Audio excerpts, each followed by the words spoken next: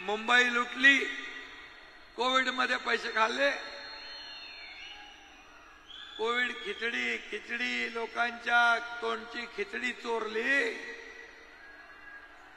Dead body bag मध्ये पैसे खाल्ले, कोविड सेंटरचे खोटी बिलं काढून पैसे घेतले, इकडे कोविड मध्ये माणसं मरत होती, तुम्ही इकडे पैसे मोजत होता।